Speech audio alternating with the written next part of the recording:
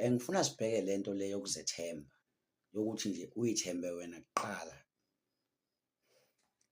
Lento yokuzethemba mfwethu ibaluleke kakhulu empilweni uma usuke uwumuntu uphila nabantu phansi komthunzi welanga. Ngoba kunabantu abaningi abalahlekelwe izinto noma angabe baphezulu ngale ndlela le, kodwa abashawe ukuthi abakwazi ukuzethemba bona, bayasaba, akwazi ukuba namahloni ngento oyifisayo empilweni yakho. Uyayizwa into engishoyo?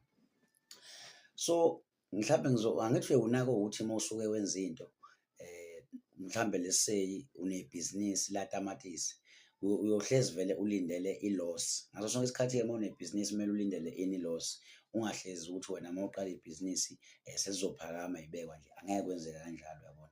So, kunabantu ofuze ngabe yazi kunomuntu enqene ukuqala ibhizinisi lama-chips, mhlambe ibhizinisi lagwayi ngoba esaba ukuthi kunabantu abazomhleka, mhlawumbe wayefunda nabo, mhlambe i-ex yakho owayethandana naye ubona ukuthi izomhleka, kanti ushiya exactly lento le ezomuyisa phambili ngempilo.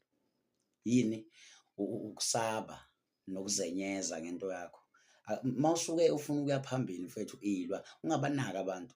Khumbula ukuthi empilweni kunabantu ababekiwe vele ukuthi bezophazamisa iy'mpilo zabanye abantu. Kunabantu abazokugxeka, kunabantu abazokuphoxa, kunabantu abazokuthatha kancane, kunabantu futhi abazokuhleba.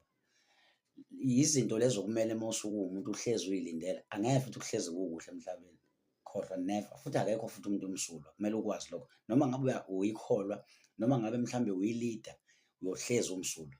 Sesibabona abantu baningi abantu abadumile abasebalazweni kodwa uthole ukuthi uzwe kuthiwa umuntu wenze iphutha. Sonke siphila ngawo-ke amaphutha yabo, esengisholo ukuthi-ke akekho umuntu omsulwa. So, ngifuna ukugqugquzela lento yokuzethemba wengane zakwethu. Yabona siyadinga ukuthi sizethembe ngoba sinezinto ekufuze ngabe sinazo kodwa ngoba siyasaba, siyesaba amehlo abantu, kunzima ukuthi siy'thole, yabo.